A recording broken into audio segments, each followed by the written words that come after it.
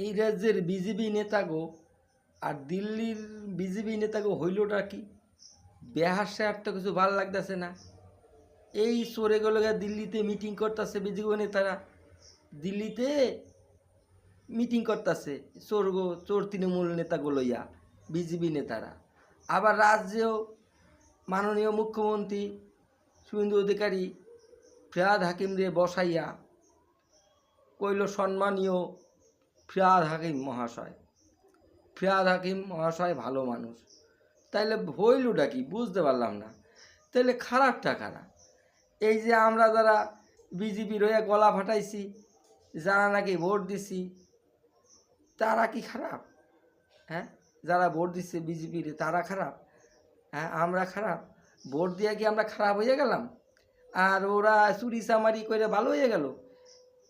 ব্যবসা আর কিছুই বুঝতে পারতাছি না। হইলটা কি? এই রাজ্যের বিজেপি নেতা গো আর দিল্লির বিজেপি নেতা গো।